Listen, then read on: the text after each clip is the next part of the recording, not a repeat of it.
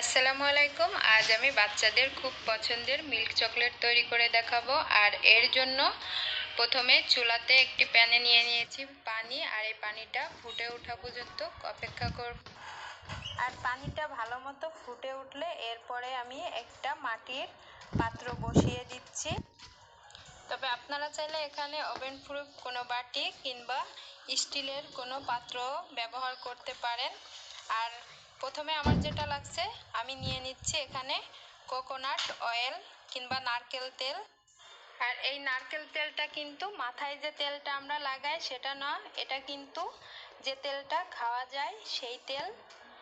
তো আমি এখান থেকে 4 টেবিল চামচ নারকেল তেল নিয়ে নিচ্ছি। আর এখন নিশ্চয়ই তেলটা দেখে ভাবছেন আপনার তেলটা কেন গরমের সময় জমাট বাঁধা।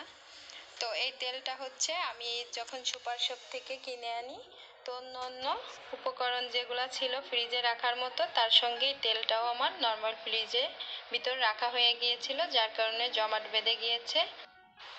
তো এখন আমাদের তেলটা গলে যাওয়ার পরে আমরা এতে যতটুকু তেল ঠিক ততটুকুই নিয়ে নিব আইসিং সুগার, অর্থাৎ 4 টেবিল চামচ আইসিং সুগার নিয়ে ভালো করে নেড়ে চেড়ে নিব।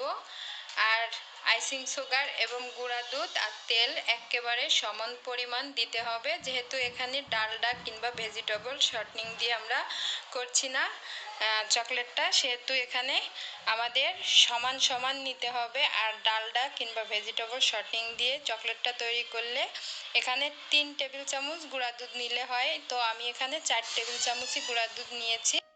কারণ ডালডা ভেজিটেবল শর্টনিং এগুলা কিন্তু কিছুক্ষণের জন্য মেল্ট করলে কিছুক্ষণের জন্য পাতলা থাকে, এরপরে আবার যখন নর্মালে চলে আসে তখন কিন্তু আবার কিন্তু সেই আগের মতো শক্ত হয়ে যায়, যার কারণে এটা দিয়ে চকলেটটা তৈরি করলে মিল্ক পাউডারটা একটু কম দিবেন।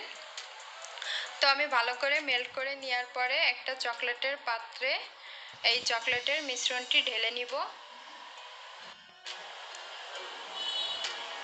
আর সম্পূর্ণ মিশ্রণটি ঢেলে দেওয়ার পরে এটাকে সমান করে এরপরে নর্মাল ফ্রিজে রেখে দিতে হবে যতক্ষণ পর্যন্ত না এটা সেট হয়ে যাচ্ছে।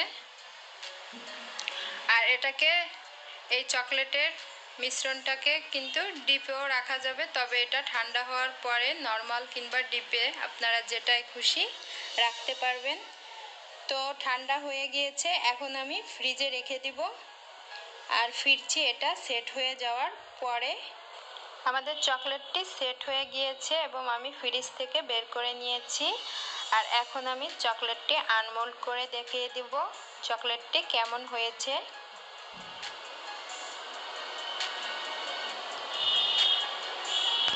তো দেখুন চকলেটটি কিন্তু একেবারে খুব সুন্দরভাবে সেট হয়ে গিয়েছে। তো এর সাথে সাথে তৈরি হয়ে গেল বাচ্চাদের খুবই পছন্দের মিল্ক চকলেট। তো বন্ধুরা, আমার রেসিপি আপনাদের ভালো লাগলে প্লিজ আমার চ্যানেল সাবস্ক্রাইব করবেন আর আমার জন্য দোয়া করবেন। আপনারাও ভালো থাকবেন, সুস্থ থাকবেন এই কামনায় আজকের মতো বিদায় নিচ্ছি।